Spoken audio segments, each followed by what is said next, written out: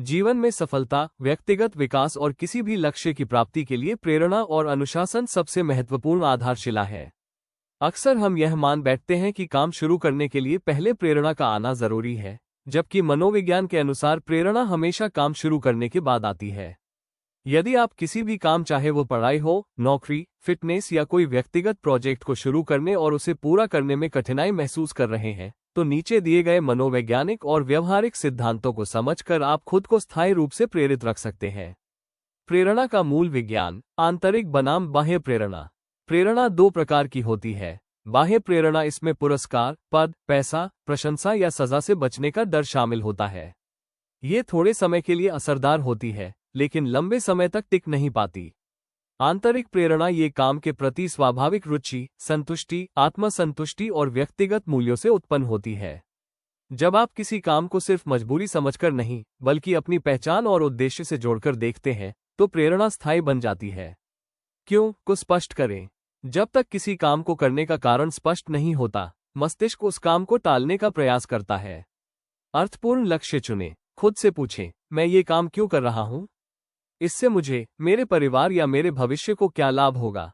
नकारात्मक परिणामों की कल्पना करें। यदि आप ये काम पूरा नहीं करेंगे, तो 6 महीने या 1 साल बाद आपकी स्थिति क्या होगी? असफलता के दर्द का एहसास भी कई बार बड़ी प्रेरणा बनता है।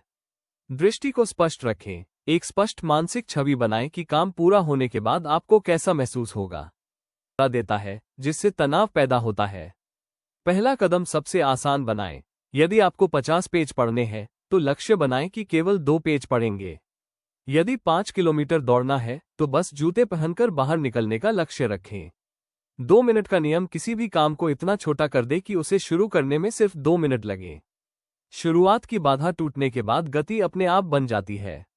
चेकलिस्ट बनाएं। जैसे जैसे आप छोटे छोटे कार्यों को पूरा करते जाते हैं, आपका दिमाग डोपामाइन रिलीज करता है, जिससे काम जारी रखने का उत्साह बढ़ता है। समय और कार्य प्रबंधन की वैज्ञानिक तकनीकें को अपनाएं। समय का सही उपयोग न होना प्रेरणा को खत्म कर देता है। निम्नलिखित विधियों का उपयोग करें। पोमोडोरो तकनीक। 25 मिनट पूर्ण ध्यान से काम करें, फिर 5 मिनट का ब्रेक लें। 4 चक्रों के बाद 15 से 25 मिनट का लंबा ब्रेक लें। इससे मानसिक थकान से बचाव और एकाग्रता में वृद्धि होती है। टाइम ब्लॉकिंग को अपनाएं, अर्थात दिन के हर घंटे के लिए एक निश्चित कार्य निर्धारित करें। इससे निर्णय लेने की थकान समाप्त होती है। सबसे कठिन और महत्वपूर्ण काम सुबह सबसे पहले पूरा करें, जो पूरे दिन के लिए आत्मविश्वास और मानसिक हल्कापन देता है। अनुकूल वातावरण का निर्माण करें। इच्छा शक्ति एक सीमित संसाधन है। अनुशासन बनाए रखने के लिए अपने आसपास का वातावरण व्यवस्थित रखें। ध्यान भटकाने वाले साधनों को दूर करें। काम के दौरान मोबाइल को डू नॉट डिस्टर्ब पर रखें या दूसरे कमरे में छोड़ दें। स्वच्छ कार्यस्थल, साफ और व्यवस्थित टेबल मस्तिष्क को शांति और स्पष्टता प्रदान करती है। Visual reminders. अपने लक्ष्यों, कोट्स या महत्वपूर्ण तिथियों को ऐसी जगह चिपकाएं जहां आपकी नजर बार बार पड़े। अपनी ऊर्जा और स्वास्थ्य का प्रबंधन करें। बिना शारीरिक और मानसिक ऊर्जा की प्रेरणा पैदा नहीं हो सकती। पर्याप्त नींद लें। थका हुआ मस्तिष्क हमेशा आसान और निष्क्रिय काम चुनता है। संतुलित आहार व हाइड्रेशन जरूरी है। अत्यधिक जंक फूड सुस्ती लाता है, इससे बचें और दिन भर पर्याप्त पानी पिएं। दैनिक व्यायाम और प्राणायाम जरूर करें। 20 से 30 मिनट का व्यायाम एंडोर्फिन स्तर को बढ़ाता है, जिससे मूड और ऊर्जा बेहतर होती है।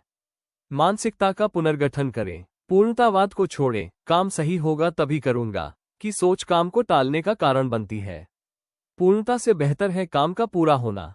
खुद से सकारात्मक संवाद करें। मुझसे यह नहीं होगा की जगह कहें, यह थोड़ा कठिन है, लेकिन मैं इसे सीखकर पूरा कर सकता हूं। असफलता को सीख समझें। यदि कोई दिन योजना के अनुसार न बीते, तो खुद को कोसने के बजाय अगले दिन नए सिरे से शुरुआत करें। जवाबदेही और आत्म पुरस्कार प्रणाली को अपनाएं। किसी मित्र, मेंटर या सहकर्मी के साथ अपने दैनिक लक्ष्य साझा करें। खुद को पुरस्कृत करें। जब आप कोई निर्धारित कार्य पूरा कर लें, तो खुद को छोटा इनाम दें, जैसे पसंदीदा चाय, 15 मिनट संगीत या कोई शौक पूरा करना। प्रेरणा कोई जादुई लहर नहीं है जिसका इंतजार किया जाए। यह एक प्रक्रिया है जो आपके पहले कदम से शुरू होती है।